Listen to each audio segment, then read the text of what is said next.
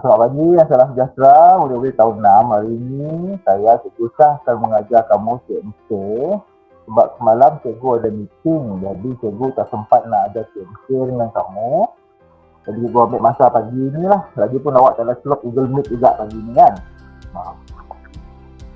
Okey, siapa yang dah buka buku cek tu, tolong buka buku cek muka surat 9. Kita akan continue tajuk 1/3 set arahan bagi aktiviti harian dan 1.4 nanti lah kalau sempat lah.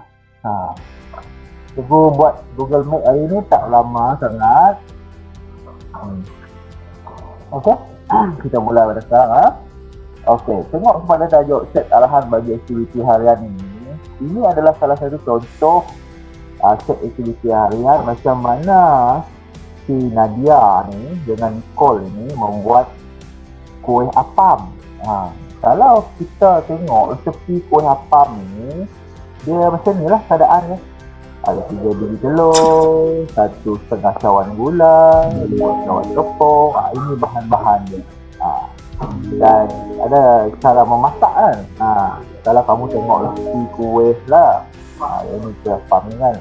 Kalau tengok pada buku teks ni, cara memasak dia campurkan telur dan gula, menggunakan bahan-bahan yang ada ni lah. Gula, kacau, adunan. Okay. Fokus kita adalah macam mana kita menggunakan maklumat seperti kuih apam ini menjadi satu set arahan. Jadi kalau dia bertukar kepada set arahan, dia akan macam ni bentuk dia. Dia ada number, ada nombor. Pertama ni maksudnya awak perlu buat dahulu. Yang kedua, langkah yang kedua, yang ketiga. Set arahan selalunya dia mempunyai nombor. Dan yang kedua, set arahan juga selalunya dia akan ada benda arahan ni. Ini arahan ni. Contoh arahan ni dia tukar color ni. Okey, arahan ni tengok arahan. Masukkan, ini arahan ni. Masukkan 1,5 cawan gula ke dalam bekas adunan yang sama. Arahan yang ketiga, kacau. Arahannya 4 ayak 2 cawan. Contohlah kalau set arahan. Kalau ikutkan cara memasak ini, dia just menerangkan secara general lejak lah kan. Tengok campurkan telur dan gula, kacau adunan hingga kembang. Tapi kalau dah mengikut pada set arahan, dia akan jadi lebih detail dan ada step by step. 1, 2, 3, 4, 5, 6, 7, 8, 9. Sampailah hingga dikukus hingga masak. Boleh? Juga awak nampak semua ni lah. Siapa yang guna telefon tu, cuba awak tengok dekat sikit lah. Itu adalah salah satu contoh set arahan yang ada dekat dalam situs kamu.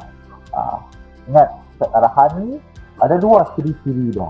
Satu, dia ada number. Number itu maksudnya step yang pertama, step yang kedua, langkah yang ketiga, langkah yang keempat, gitu. Dan yang kedua, ciri dia mesti ada arahan.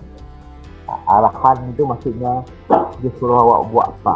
Masukkan, gaul, kata kerja tu semua tu. Boleh? Itulah. Apa pentingnya set arahan ni? Set arahan ni akan kita gunakan untuk cek ke dalam atau cara komputer pula selepas ini.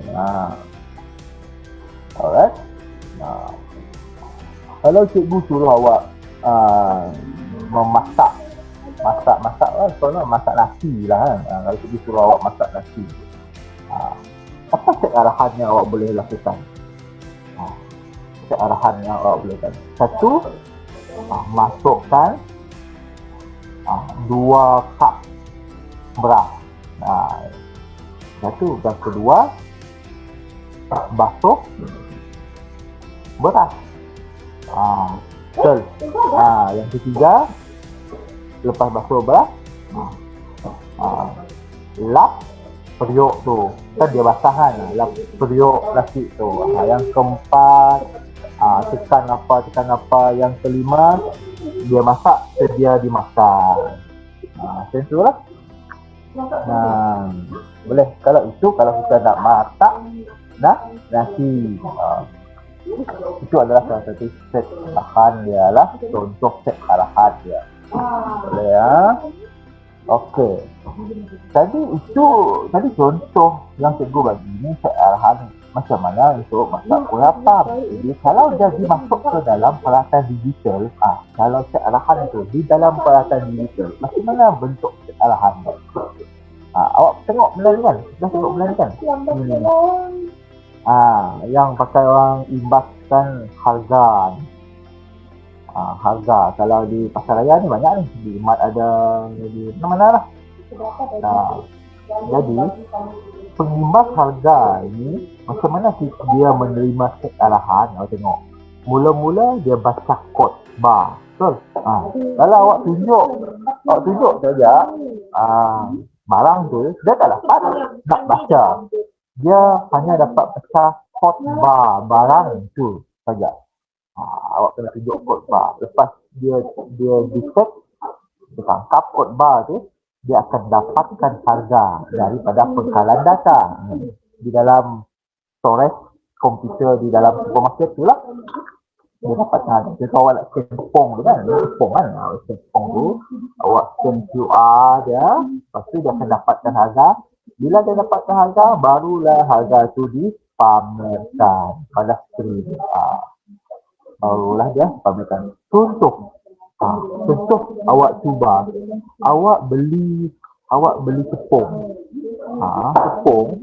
Tepung yang sama. Tepung gandum lah, tapi branding yang sama. Tepung tersebut dia tak jual pun di dalam pasaraya tu. Awak bawa dari luar dan awak cuba scan di dalam pasaraya A. Awak beli tepung tu di pasaraya B. Awak scan pula tepung di pasar B tu di pasaraya A. Adakah kira untuk harga barang ni dapat detect? Tak dapat.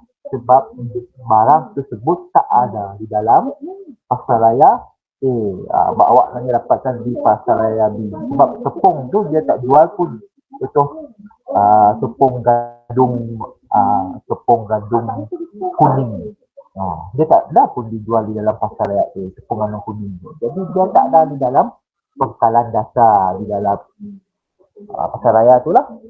Otomatik dia tak dapat. Dia pun awak scan kod bar dia. Sebab dia tak ada di dalam apa? Orang cakap pengkalan data di dalam pasaraya tu lah. Faham kan? Itu macam mana bentuk set arahan bagi peralatan digital. Tadi cara memasak. Yang cikgu nak fokuskan adalah bagi peralatan digital. Okey. Itu salah satu contoh. Contoh yang kedua, cikgu, kamu selalu tengok benda ni kan? Ini adalah mesin pengimbas untuk bayar tiket. Kalau pergi Ion ni memang banyak kan? Okay, macam mana mesin ini mengimbas tiket?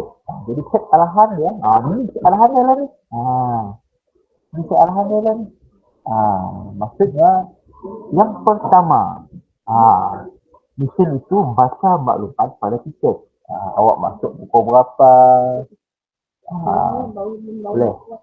Lepas tu yang kedua, tentukan kesahan tiket. Contoh awak masuk tiket, tapi tiket tu bukan dari mall tu. Awak Viva City, awak bawa tiket dari Viva City, awak masuk ke dalam pengimbas tiket di Ion. Tak boleh dah. Dia akan tentukan kesahan tiket tu. Lepas dua ini dia berjaya. Yang ketiga ialah jumlah masa. Sebab jumlah bayaran bergantung pada masa. Lepas tu, lepas dia jumlah, dia kira jumlah bayaran. Yang kelima, papar jumlah bayaran. Lepas tu dia dah papar apa yang apa yang apa puan ini buat, dia akan tengok jumlah wang yang diterima. Macam tu. Contohlah dia pamerkan RM3. Orang yang puan ini masukkan RM5. Dia akan baca jumlah wang diterima. Lepas tu mesin itu akan bandingkan jumlah wang. Maksudnya kalau dia RM3, puan tu masuk RM5, dia akan bandingkan dengan jumlah yang dikenakan. Jika bayaran mencukupi, baru dia cetak. Kalau tak cukup, dia takkan cetak. Dan dia takkan keluar balik lah. Dia cetak kod kebenaran untuk melepasi talang tu lah. Kalau dia cukup. Kalau dia RM3, awak bayar RM2, dia takkan keluar balik tiket tu. Dia akan stay saja. Sebab bayaran yang kamu bayar tidak mencukupi. Boleh ya? Itu adalah set arahan bagi peralatan digital. Senang saja untuk hari ini kan. Boleh. Contoh ini kan, lepas dia bayar, lepas tu ibunya dia memasukkan tiket ke dalam pengawal pengajian. Lepas dia bayar kan, tengok. Dia masukkan tiket itu di sini. Dan pengimbas penghadang itu akan membaca membaca tiket yang dah dibayar tu lah. Kalau awak tak bayar, dia akan angkat dia punya falang tu. Okey? Untuk pagi ini cikgu simple saja, 2 aja saja. Set arahan untuk aktiviti. Ini aktiviti harian ini manusia lah ni, aktiviti harian. Ini berat lebih merujuk kepada manusia lah. Yang ini pula bagi peralatan digital. Macam mana peralatan digital tu membaca macam manusia jugalah membaca set arahan tu. Supaya dia beroperasi. Okey. Kalau cikgu contoh cikgu bagi satu apa lagi peralatan digital lah. Okey. Kalau pendingin udara, contohlah aircon. Pendingin udara. Macam mana arahan pendingin udara tu berfungsi? Yang pertama, awak mesti hidupkan switch lah. Baru dia boleh berfungsi kan. Hidupkan switch. Lepas hidupkan switch, awak akan setkan suhu. Awak nak suhu berapa? 20 darjah Celsius ke? 18 darjah Celsius ke? Boleh? Lepas awak set suhu tu, awak juga boleh, yang ketiga, awak boleh buat pendingin udara tu, awak boleh set dia kepada suhu sejuk, suhu macam angin saja, ataupun suhu macam normal lah, suhu normal. Maksudnya dia selaras kepada kepanasan pada bilik tu lah. Lepas tu semua, yang keempat, bila awak dah semua, contoh awak nak suhu sejuk, awak nak 20 darjah Celsius. Lepas tu pendingin udara tu akan secara automatik dia setkan suhu. Kalau bilik tu terlalu panas, dia akan mengeluarkan angin yang yang sejuk 20 darjah Celsius tu, supaya bilik tu jadi 20 darjah Celsius. Kalau bilik tu dah bersuhu 20 darjah Celsius, dia secara automatik dia akan berhenti sementara. Dia akan check, ini dah 20, dah sejuk dah. Dia akan off sekejap. Kalau dia panas balik, dia akan on semula. Okey, tak ada apa-apa sangat hari ini. Cikgu ajar cikgu mudah saja. Tak ada yang apa? Tak ada yang sangat apa? Sangat yang awak fikirkan lah, biasa-biasa saja. Jadi pada minggu hadapan selepas habis quiz, cikgu akan sambung yang tajuk yang seterusnya 1.5 penambahbaikan arahan dan 1.6 ya. Apa? Dan kita akan buat penilaian pentadbiran ni lah. Boleh? Tinggal satu topik saja lagi. Lepas tu kita akan mula topik baru lah. Algoritma. Algoritma ni dia awak kena awak recall lah. Awak kena tahu lah dia ada maksud dia algoritma apa, pseudocode apa, cakap alih apa. Boleh? Okey? Kalau tak ada apa-apa, itu saja daripada saya. Kalau kamu ada masalah, kamu boleh apa nama? Kamu boleh test saya. Kalau ada apa-apa masalah untuk minggu ini, awak tak ada aktiviti latihan, awak hanya dengar penerangan. Selepas minggu depan barulah cikgu beri aktiviti apa?